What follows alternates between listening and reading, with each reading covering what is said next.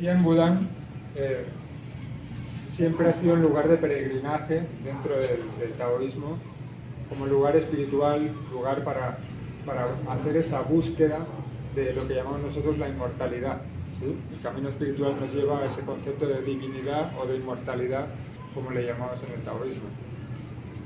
Budán siempre fue ese centro de peregrinaje donde muchos de los adeptos iban a cultivarse y a pasar cierta época de su vida hasta alcanzar ese punto de iluminación espiritual.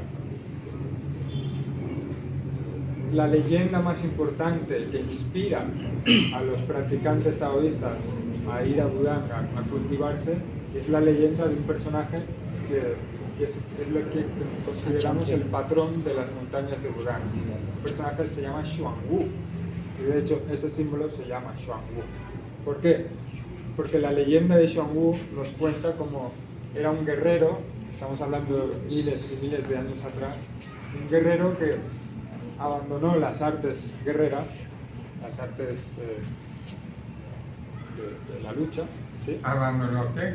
Las artes guerreras, la lucha, la batalla, el campo de batalla, ¿sí?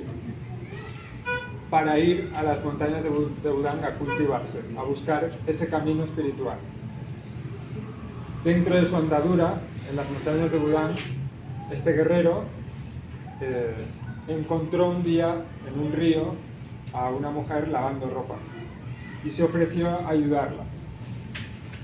Una vez hizo este acto de bondad, de compasión, de mostrar ayuda, de empatía, esta mujer se reveló y resultó ser una de las divinidades más importantes que tenemos en el taoísmo, que es Kuan Yin. Igual les suena el nombre de Kuan Yin, es una divinidad que existe en el taoísmo, en el budismo, se le asocia mucho también con la Virgen María en Occidente. Es esa principal divinidad femenina de la bondad, de la compasión, que cuida a los seres humanos en su camino hacia el despertar espiritual. Kuan Yin se le apareció, y como cuentan muchas de las historias de los santos de diferentes tradiciones o de diferentes deidades de muchas culturas, uno para acceder a ese mundo de la inmortalidad o de las deidades tiene que superar ciertas pruebas, ¿sí? Ciertas pruebas que le hagan alcanzar esa iluminación. Siempre en la historia de muchos de los santos y de las divinidades se cuenta algún tipo de prueba que tuvo que pasar. Es muy común y es una historia general que nos inspira muchas veces en seguir ese camino hasta llegar a ese objetivo. En el caso de Xuanwu, Kuan Yin le mostró la prueba que tenía que hacer para llegar a ese estado de divinidad, de inmortal.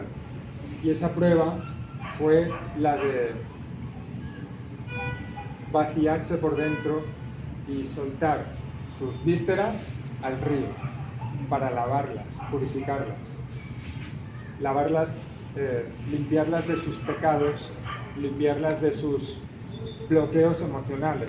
Siempre está en el común saber que las emociones se albergan en nuestras vísceras, ¿verdad? Entonces, el acto simbólico de lavar las vísceras de uno en el río es un acto transitorio de purificarse de todas esas limitaciones que tenemos en el mundo espiritual debido a esos bloqueos emocionales, ¿sí? El test o la gran prueba de Xuanwu para acceder a ese estado de divinidad inmortal fue ese: lavarse físicamente sus propios órganos en el río. De este acto de volcar su estómago, sus intestinos en el río, surgió la tortuga y la serpiente. Del estómago y los intestinos, una vez entraron en el río, se convirtieron en una tortuga y una serpiente. De ahí el simbolismo. Ese simbolismo de la tortuga y la serpiente nos muestra ese trabajo emocional que tenemos que hacer, psíquico, mental, para conseguir lograr ese estado divino, ese estado de ascensión espiritual. Es un recordatorio, un símbolo, un talismán que llamamos, para recordarnos que ese camino espiritual pasa por lavar, purificar nuestras almas, purificar nuestra psique, nuestras emociones, y de ahí que lo tengamos siempre presente y que sea como el símbolo principal del cultivo interno dentro de la tradición taoísta de las montañas de Buda. Listo. Gratísimas. Dentro de la tradición taoísta se habla de 8